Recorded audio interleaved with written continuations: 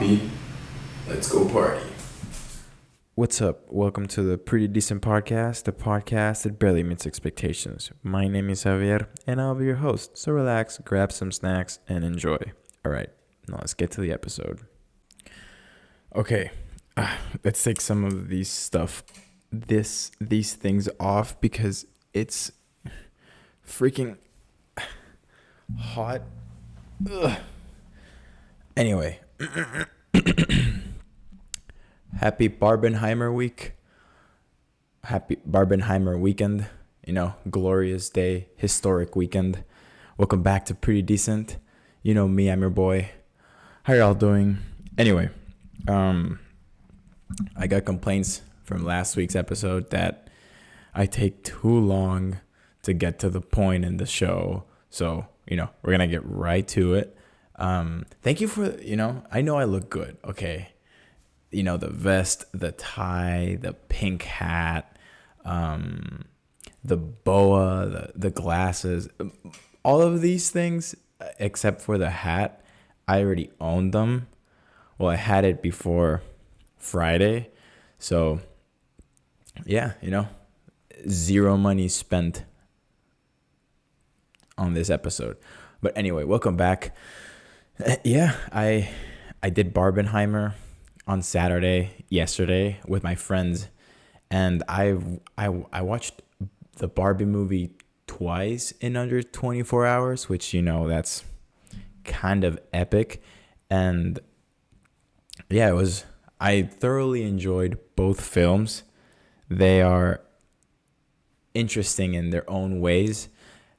I was watching a video earlier today on the Barbie movie, and it was saying, I'm someone that enjoys watching Easter egg videos and all that stuff, and this video was dissecting like the Easter eggs in the Barbie movie and like how different things, like how Greta Gerwig decided to do the set pieces and like trying not to use CGI, all that stuff. Because if you watch the Barbie movie, you're gonna see that there are little to none visual effects. I think there's a car chase, and I think that's pretty much like the only one. And apart from like when it's like sparkling and all that stuff in Barbie Land, but yeah, I find that pretty interesting because I think as I went through college, I started to get more appreciation for the different things that filmmakers put in their movies and how they film it, and the set pieces, the lighting, the photography, all that stuff. And the Barbie movie has really great set pieces, like the dream houses, all that stuff. And the video that I mentioned that I was watching before was mentioning how every movie is either Citizen Kane or The Wizard of Oz, and Barbie obviously is The Wizard of Oz. It'd be pretty weird if it was Citizen Kane, and then Oppenheimer is Citizen Kane. Disclaimer: I have never watched Citizen Kane, but I've heard it's one of the greatest movies of all time. So I have to get to watching that movie. But yeah, both movies are very enjoyable and fun. I definitely see myself. I already watched Barbie twice, and I kind of want to watch Oppenheimer again because it's a long movie. It's 3 hours long. But I'll get more to the movies further in the episode. Because I want to talk about some other stuff. But before we get to all of those things, I hope you're doing good. It's summer is about to end. It's the end of July. As of this recording, it is July 23rd. It's pretty. It's almost the end of July. It's pretty fast. Summer is over. And I'm happy because the heat is almost over. Only a few more months, a few more weeks of heat, and we're done. But yeah, thank you for, tuning in to a new episode. While you're at it, subscribe to the YouTube channel, subscribe to the Spotify of the podcast, leave a review, all of that stuff. Turn the bell on so that you don't miss anything XYZ, all of that. Follow me on my socials on the description. But anyway, so if you remember, I mentioned in last week's episode, I guess 2 weeks ago, whenever the Grimace episode came out, which rest in peace, Grimace. So stupid. Um, I mentioned at the end of the episode that I was gonna go to Six Flags that weekend. So a week ago, I went to Six Flags, and I want to talk about that because,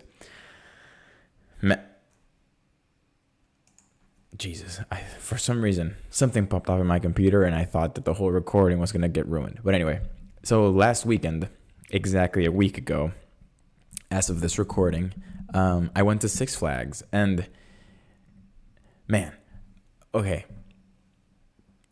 I am 22 years old, and I love amusement parks. I love roller coaster rides. I'm a Disney fan. I like going to the Disney parks. I don't care if I'm an adult. I like going there because it's kind of reminds me of my childhood, going with my family, being in the queues, waiting to go to the rides, all of that stuff. I thoroughly enjoy that because some of my fondest memories with my family happen to be at the happiest place on earth. That's the tagline for a reason, okay? But obviously, with like the pandemic and all of my siblings, were old, except for my sister. She just turned 16, which, by the way, happy birthday. And I am jealous that you didn't invite me to your Harry Styles themed birthday party. Just because I'm in a different country doesn't mean I can't get an invitation. So that wasn't cool. But anyway, where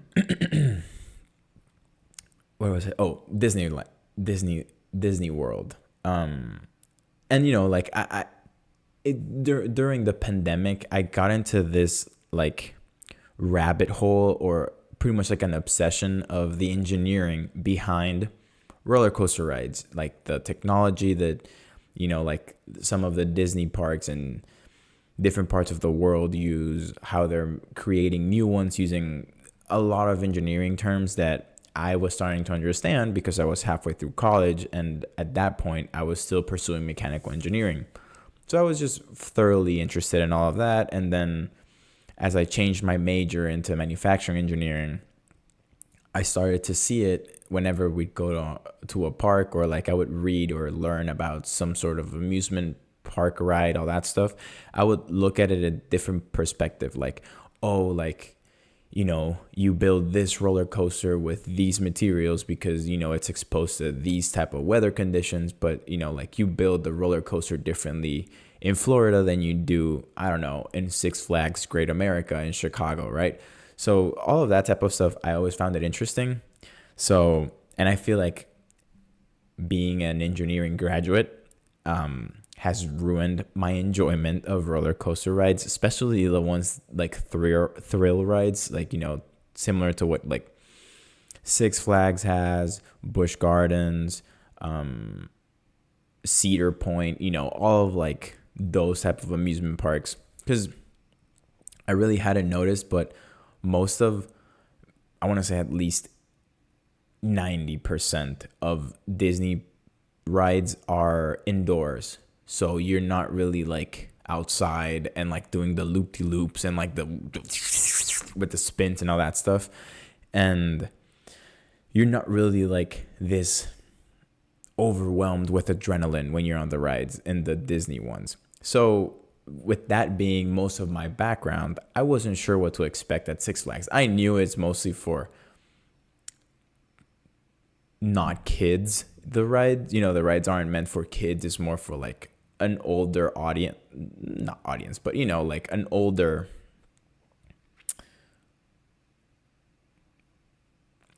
cast of people. It's not a movie. An older, I don't know, people that go to the park, right?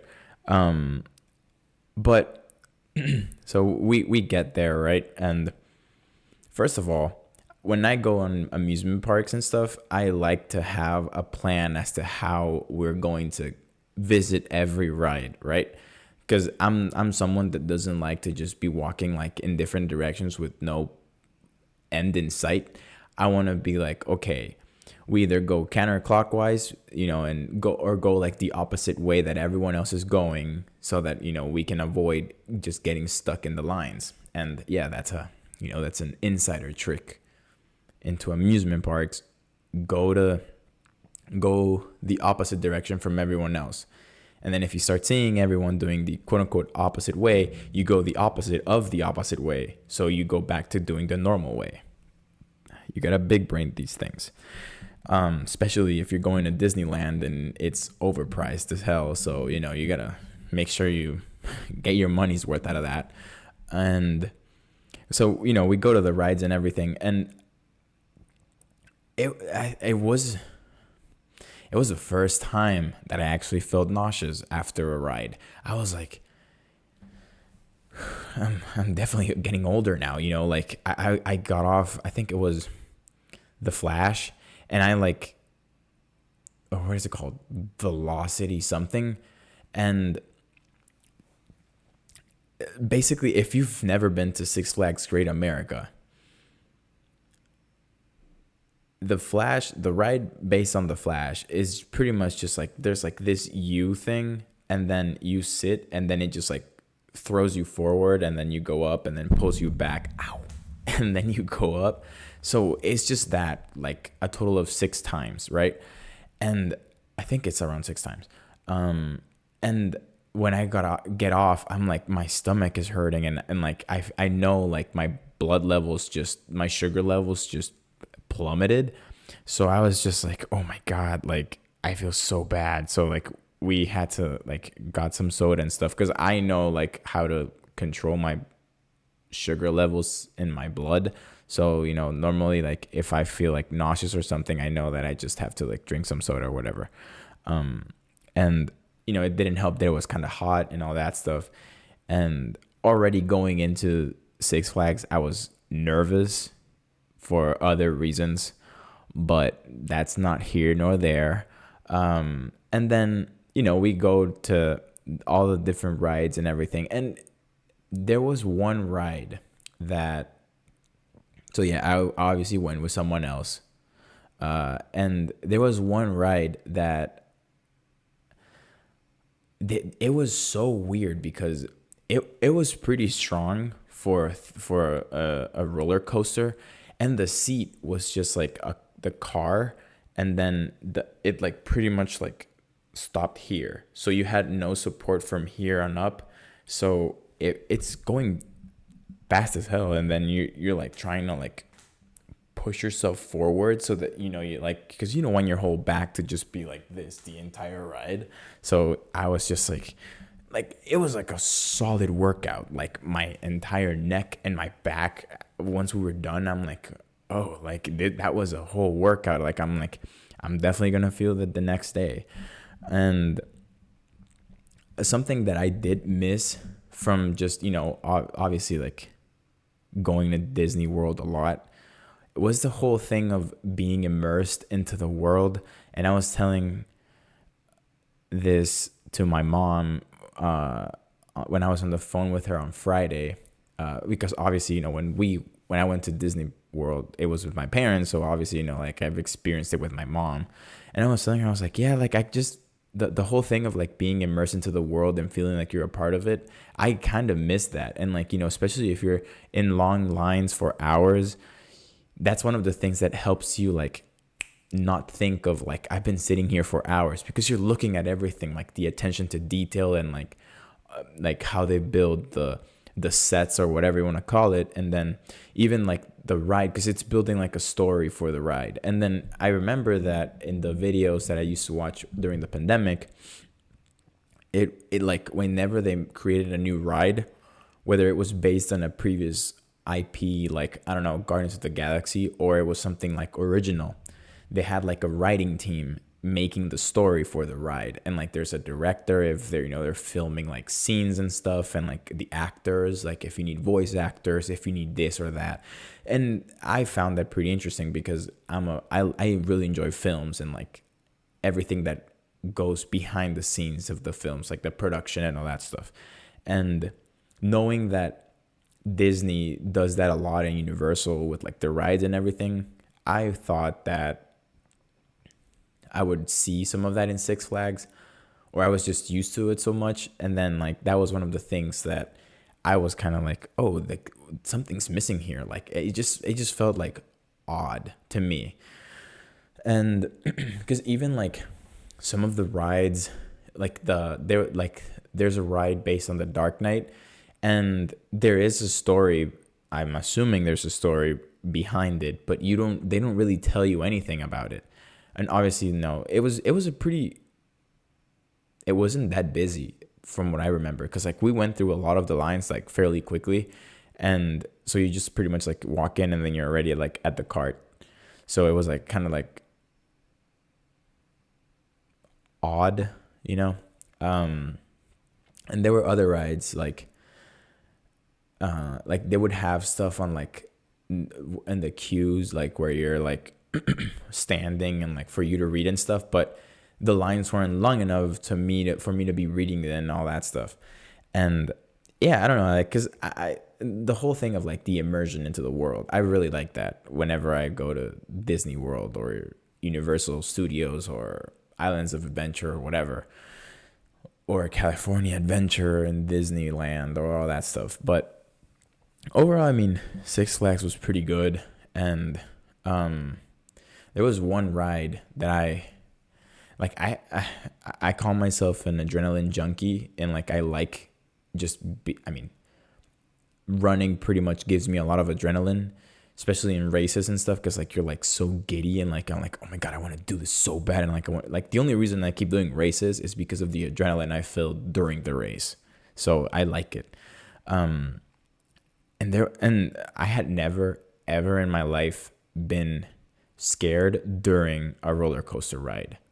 Not even leading up to it. It was like during the ride, and it was Superman. Cause that ride was I will say it was the scariest ride that I have ever been. I had never felt fear like that in my life. And if you don't know how the ride is, pretty much we'll do a demonstration with Grimace here. So this is me, and then so you're sitting down, and then it puts you like this, and then the entire ride you're like this because you're supposed to be flying like Superman. And pretty much I wasn't sitting straight, I was like slouching when the bar came down on like my chest, and then they strap you on your feet. So whenever they did this, if this is the seat, I was like this, leaning on the bars. So my entire back was just not touching the back of the seat. So immediately what went to my head was, if this thing opens up, I'm dying. Like I'm gone. It's like, bye-bye, see you later. And then like, I just started picturing myself that just being strapped by my ankles, because that's how the ride, pretty much like works. And okay, I guess I'll give some context as to like why I went to Six Flags. It was a date, okay? It was a date. I went with someone else, and yeah, so we were and that was her favorite ride. And I'm like, during the ride, I'm like, how can you enjoy this? This is like I feel like I'm gonna die. And I don't know if it was just like like all of the nerves mixed up or whatever. And I'm just like, I was just thinking the entire time, if this thing opens up and then like I'm just hanging by my ankles, I'm just gonna be moving around like, dude, that's not loose enough, just like moving around like this and the entire ride. And then like I'm like, or like everything just goes loose on my seat, and then I'm just like bouncing off like the metal things, like the rails, and then just like, Honduran kid. Well, I'm not a kid anymore. Young Honduran man dies at Six Flags or something like that after seat malfunction or whatever. And it was like we get off the ride, and the first thing I said, I'm like,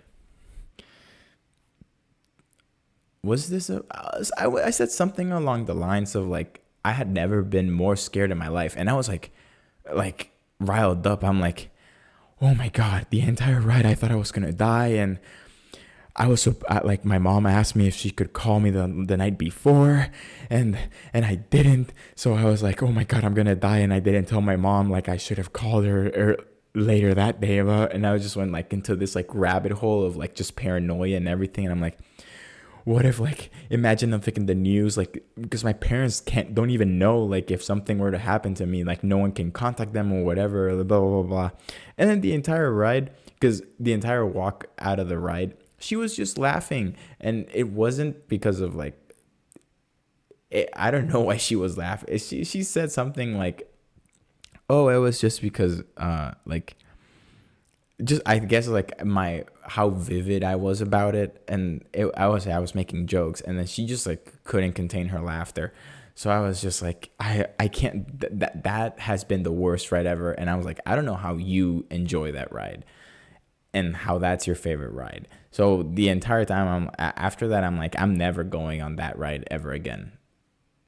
I tried it, I did not like it. And I mean, obviously, like, I didn't do it properly, where I didn't sit up properly, but still, I was like, no, I'm not doing that to myself ever again. And yeah, and then I definitely felt the repercussions of Six Flags for the next 2 to 3 days, because at work, well, we went on a Sunday, and that's a Saturday activity, not a Sunday. Because I got home. Well, Six Flags is like 2 hours away from where I live, almost 2.5 hours. And I got home at like 1, almost 2 in the morning, I think. And then I had to get up at 5 to go to work the next day.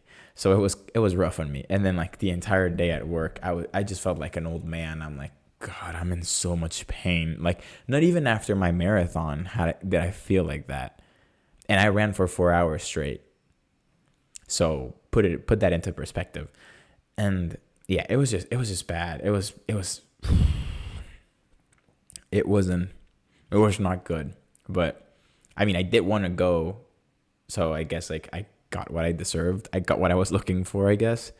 But yeah, it was like, what, 9, almost 10 hours at Six Flags, which was fun, but I also missed the whole thing of like, I don't know why I missed it, but like the whole thing of like, after the ride, you walk into the store, like, because every ride has like a store, and you can like buy merchandise and all that stuff. And for some reason, I missed it. Not in the sense of like I missed spending money, but I just miss like walking around the stores. And because I mean, they do have like their little merchandise stores and everything, but it's not like on your face. And I also noticed that they would have like the booths for you to get the pictures from the rides or like look at them, but they were all closed. And even like they had some like certain carnival games, but a lot of them were closed.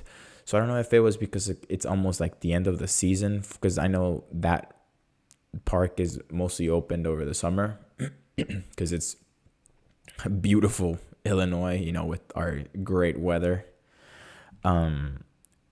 But it was just weird. It was like I kind of want to look at the photo, because like in one of them, I bit my tongue. Oh, but that one didn't have a camera. I didn't see. But there was one that I think, oh, they took the picture, and I was like facing down because the bar just like hit me, and I went like, ugh. But there was, in one ride, I bit my tongue, and she thought that I was gonna throw up in her, because I was just like this, and like nothing was going my way. Like I had never been as scared as I had ever been in Superman. And then it was just, yeah, it was a fun day, but I'm just, giving you a warning as to what you might get into if you go to Six Flags.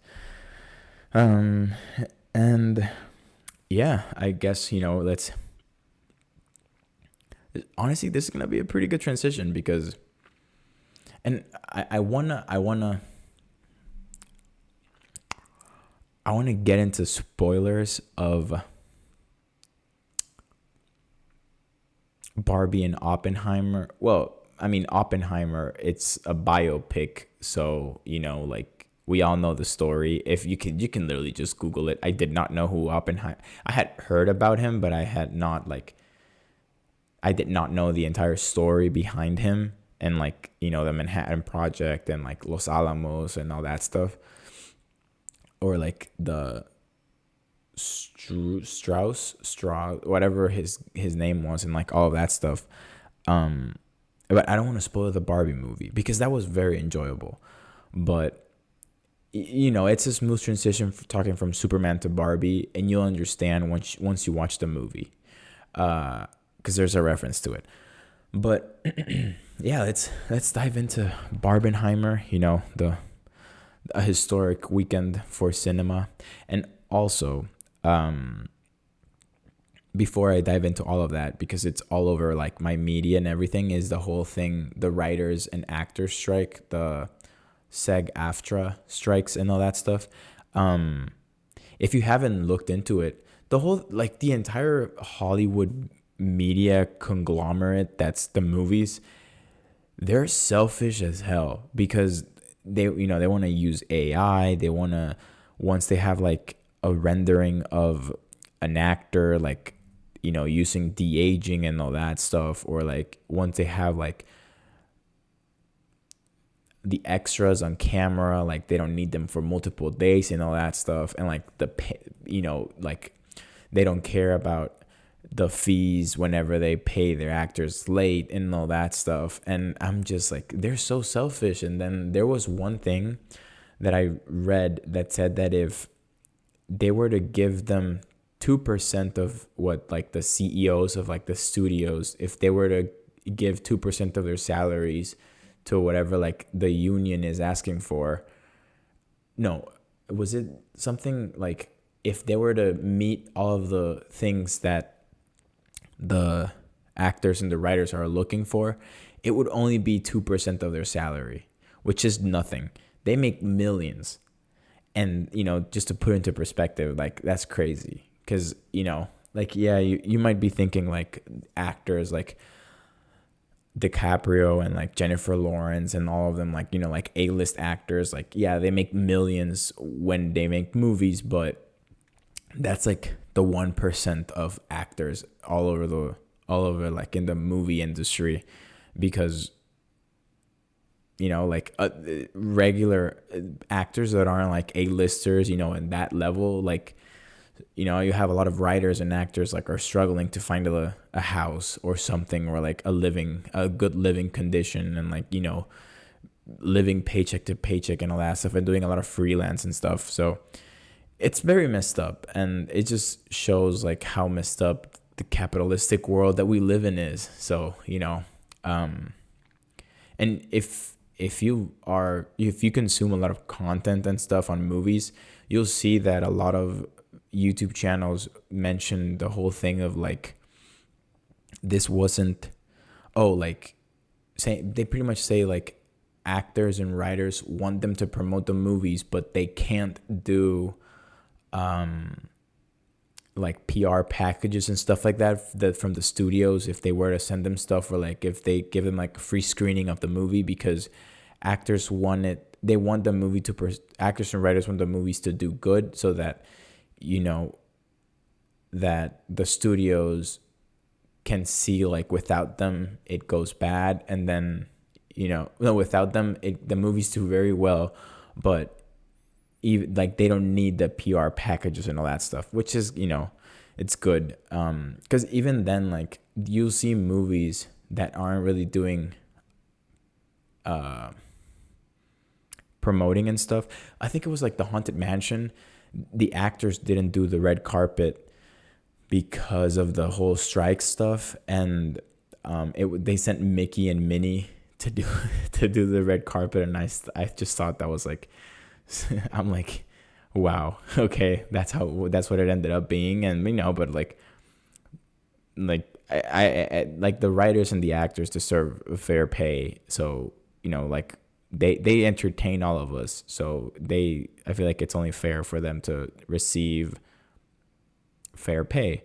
and it's sad because the whole union stuff, like there are a lot of projects that actors obviously, they want to promote because like they invested a lot of time and effort into it, and not being able to do so because of the union stuff and the strikes, it's sad. But also, like, they're doing it to support other writers and actors and all that stuff, because I think it was like Cholo Maridueña. If you don't know him, it's not Cholo, it's Cholo Maridueña. He is doing Blue Beetle and he's in Cobra Kai and all that stuff.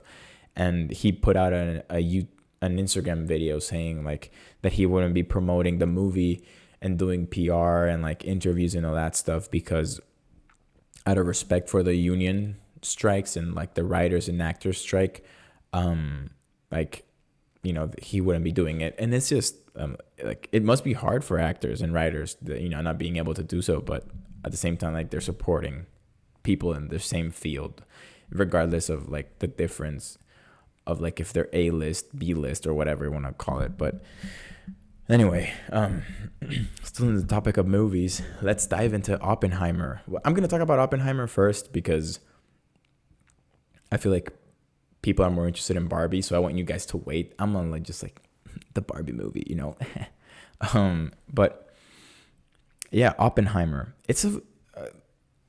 I didn't know what I was going to expect out of it because I knew it was like a historical film.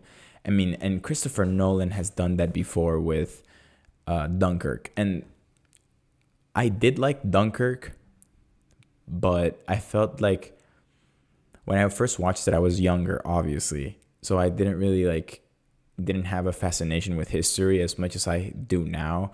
Because now, like, I like reading about historical figures and like historical events and all that stuff, and movies that are based on past events and all that stuff, right? So I was interested in watching Oppenheimer, but not knowing what the entire story of it was, I was like, ooh, like, I'm curious to see and like learn about it and everything. And then I did not know that the movie was 3 hours long, so that was kind of like a rough patch for me, because the past Thursday, Friday, and Saturday, Thursday night and Friday night, I got very little to no sleep, because I got little to no sleep, so I was just tired the entire day on Saturday. And at one point I did like, I was like, but I feel like that at that point, like, the movie just got kind of slow, in my opinion. But then like because it started really good, I was like intrigued the entire time, and like how I loved how Christopher Nolan did the black and white. Well, first of all, when it says like, I think it's like one fission, or I think it's fusion. I don't know which one's first, but like it had like one fission, and then it's like two fusion. Which, if you don't know what that is, those are the terms that pretty much is like how atomic bombs work. Which I'll give you a definition from the internet on like what fusion and fission is. So it says fission is the splitting of a heavy unstable nucleus into two lighter nuclei, and fusion is a process where two light nuclei combine together, releasing vast amounts of energy. So like pretty much the way that an atomic bomb works is just you split an atom, like the nucleus, and then that's what starts the chain reaction, and then everything happens. And it's like, I feel like the whole movie, the entire time, because I really like science, so it just puts it like how scary science and like pretty much like everything is in terms of like weapons and all that stuff. Like at one point, like they say like if the explosion cannot be contained, there's a chance of a very slight chance of the atmosphere catching fire, and pretty much like you destroy the whole world if the chain reaction is not contained, because like you split the nucleus, and then like that just starts the chain reaction, and if it's not being able to contain, then the entire atmosphere just like catches on fire, and like the whole world dies, which it's scary. Obviously that didn't happen because we're here, but just knowing that that was a possibility, like I can't imagine like how, like the pressure of that. But going back to like the whole fusion and fission, right? Pretty much, I think it's like that's when it establishes like, okay, the color scenes, the scenes in color, that's meant to be from the point of view of Oppenheimer. So obviously, a lot of that stuff is like dramatized and like more, like not obviously still wanting to be historically accurate, but it's more of like those are the scenes that have like, which is not a, this is not a spoiler, but there's a scene, for example, like where from the perspective of Oppenheimer, where he just sees like someone's skin start to like and like falls apart and everything, or like he sees like how people are reacting. A lot of the scientists are reacting to what they just did, and like like the psychological effects that they're going through and everything. And then like the black and white scenes, which are all of Robert Downey Jr., most of, I want to say 95% of his scenes, those are meant to be like the historically accurate ones. Like this is what happened, and like this is how it all unfolded and everything. And those are mostly the scenes of the hearing that happened with like wanting to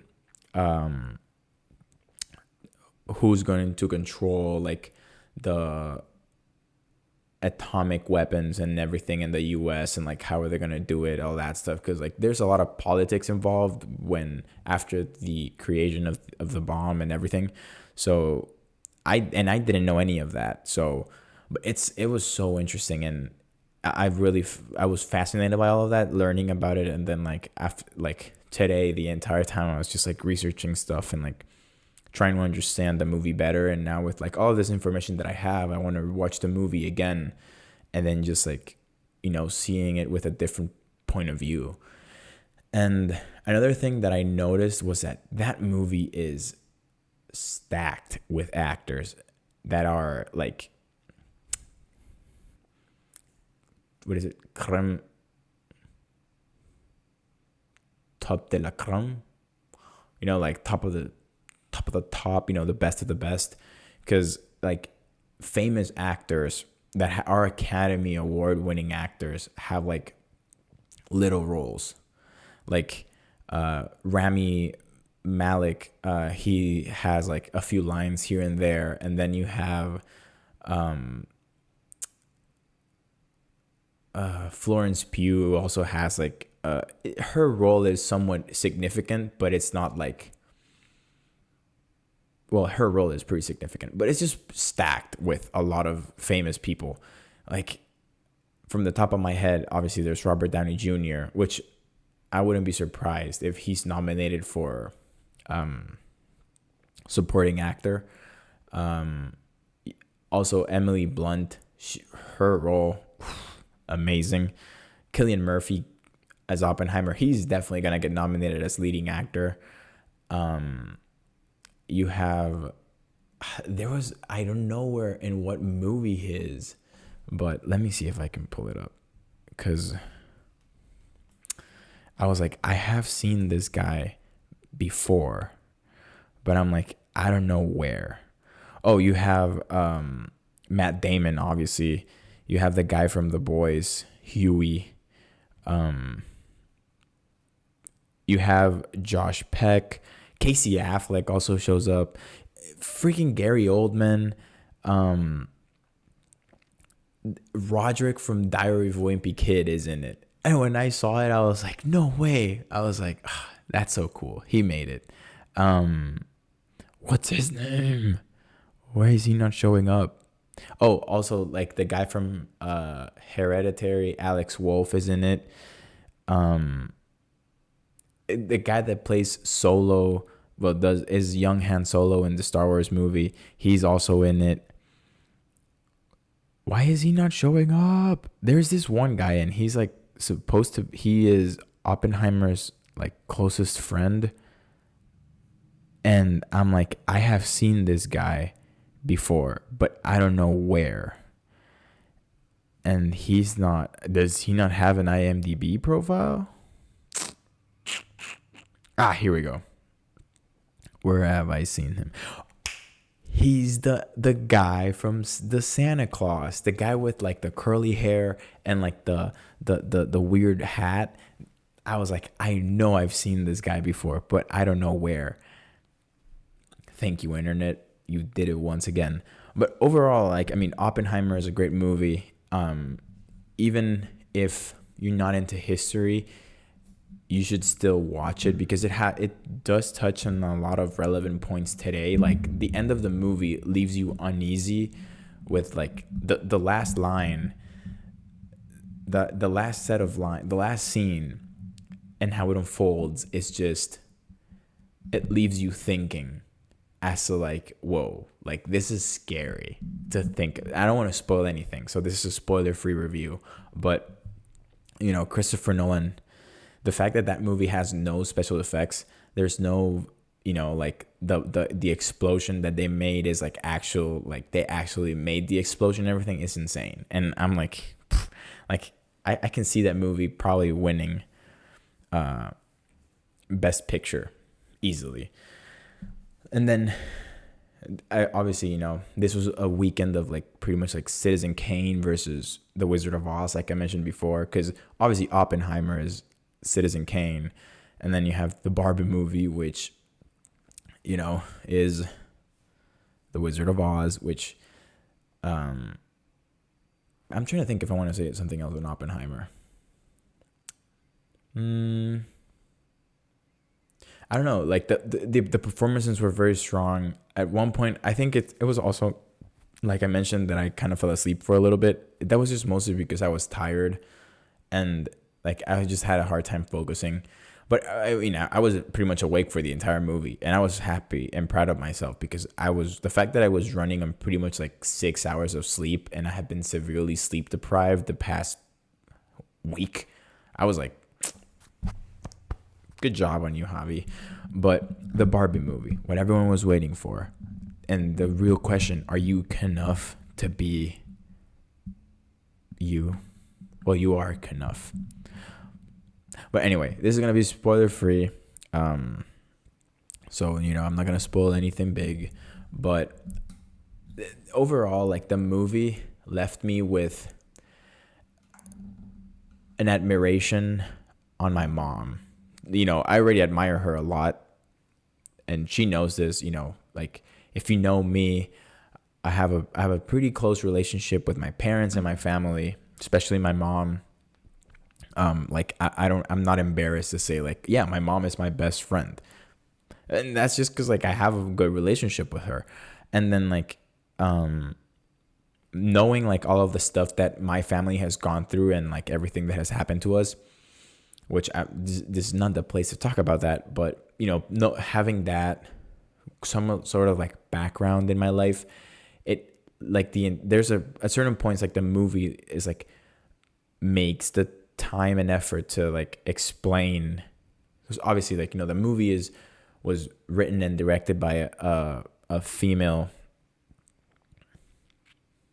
what's the actor, and right, well, Greta Gerwig was an actress. Well, not, okay, can you, because some people, I'm just gonna go into this rabbit hole, but I don't want to. But anyway, you know, it was written and directed by a woman. Because I was using it as an adjective, okay, not okay. So I corrected myself before anyone comes at me. So obviously, and just from like her past projects, Little Women and Lady Bird, you know, like the movie is going to have, it's not gonna be a subtle undertone of like, ooh, feminism and everything. It's gonna be pretty obvious, and I'm like, I don't have any issues with it, but a lot of people online, Ben Shapiro had a lot of issues with it, and like even on Twitter, like he went on there and said like, It was like, let me see if I can pull it up.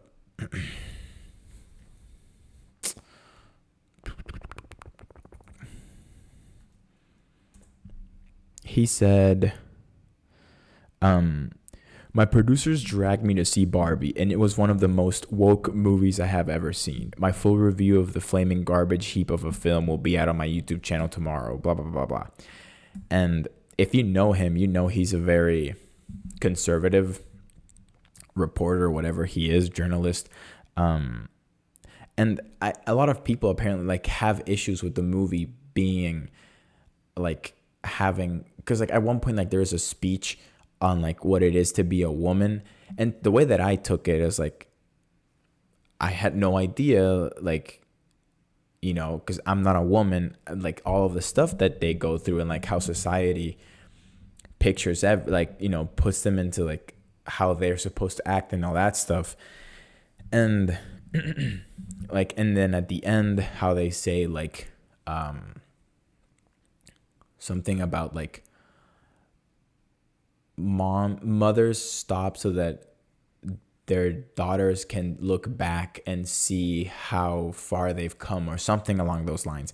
And that line, although I'm not a daughter, it really put into perspective all of the sacrifices that my mom has made for our family and everything. And, you know, like all of like the strong women that I know and everything, and, you know, all of that stuff, it puts it into perspective. So I personally had no issues with the like the resolution of the movie, or like the, you know, like the whole thing of like that speech that America Ferrera goes on about like the stuff of what it's like to be a woman and all that stuff. So to me, like, I'm like, it's a great movie. It has a good message and it puts everything into perspective. And, you know, you gotta know, if you're complaining about what the movie is saying, you know, you gotta do a little bit of research. You know, Greta Gerwig is like that. And I love her movies. Like Lady Bird is one of my favorite movies because it's just like, I don't know, I just thoroughly enjoyed that movie.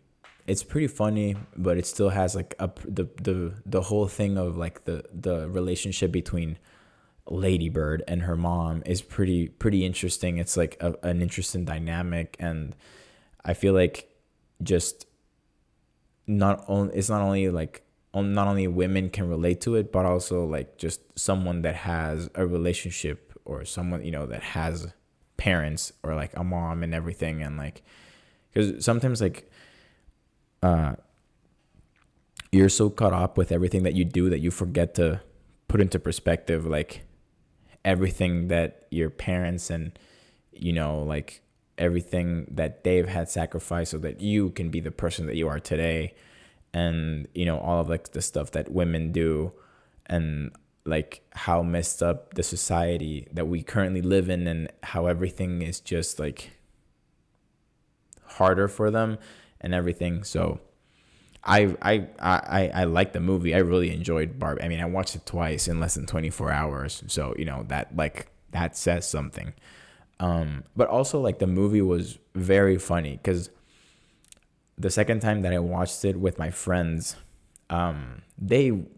one of them was like, I don't know if I want to watch it. Like, it's the Barbie movie. And I'm like, the movie is pretty funny. Like, it's very funny. Like, Ryan Gosling and Margot Robbie, like, are actually very funny in the movie. And, like, the whole jokes and, like, how it makes fun of Mattel and everything is, like, very funny.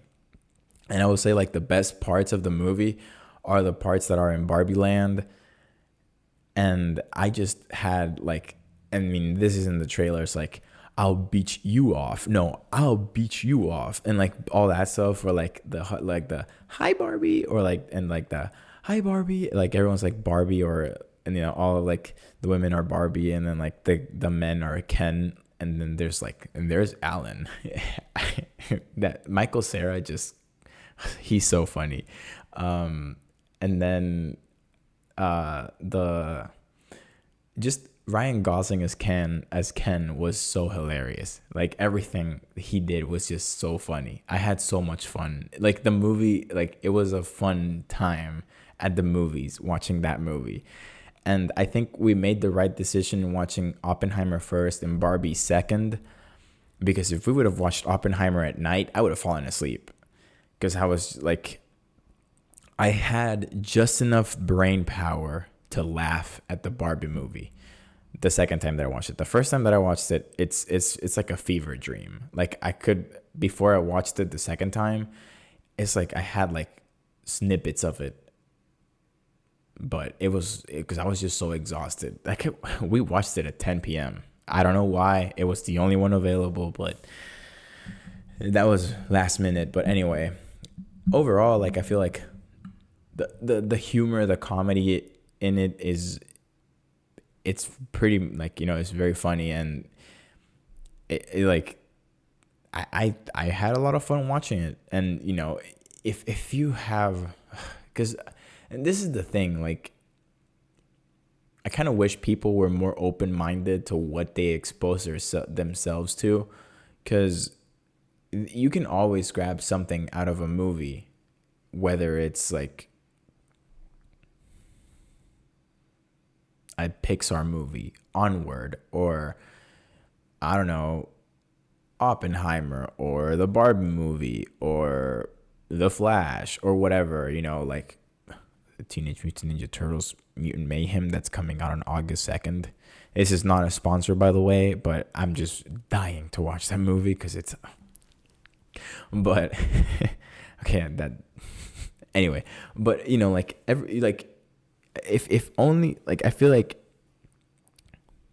this is, I guess, like my pitch to be a world leader. If only people would expose themselves more to different things, I feel like everyone and everything would be a lot better. Because like I feel like whenever we put ourselves in this bubble, and like don't allow ourselves to experience new things and view things from different points of view, and like learn more about how different people think and everything, it's just like this cycle of like repetitiveness, and just like I don't know, it's just very confusing. Because I don't know, I don't want to get political, but anyway, watch the Barbie movie. It's pretty funny. Watch Oppenheimer. It's a very interesting historical film that will make you think about how scary the world that we currently live in is. And the Barbie movie will make you will probably leave you thinking differently and putting more into perspective what our moms do for us and everything that they sacrifice for us. Because in the end, like, I mean, that movie is a lot about the relationship between a mom and her daughter. Like, you have like America Ferrera's character and her daughter, and then you have the creator of the Barbie doll and Barbie. So, there's that message behind it. And also the way that they made fun of patriarchy was very funny. Like the whole thing of like, how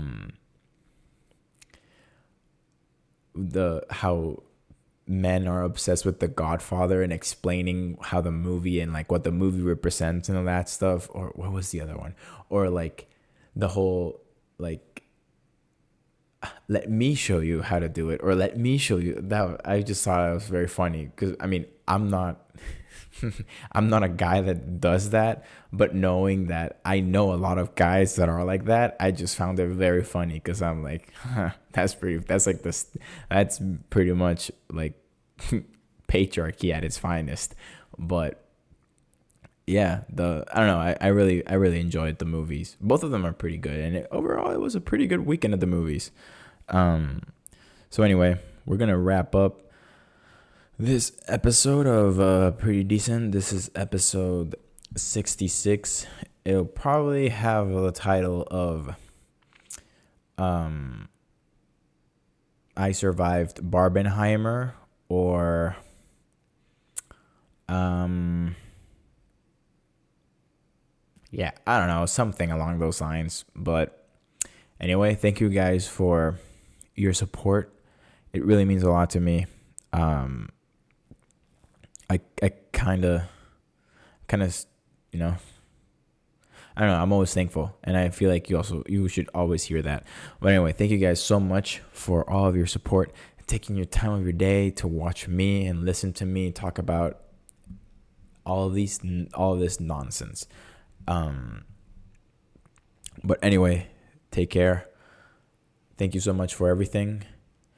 Go watch Oppenheimer and Barbie, not because you want to support the studios, but because you want to support the actors and the writers and everyone that makes the movies possible. So yeah, take care. I'll see you guys next week with a new episode. And yeah, take care. Peace.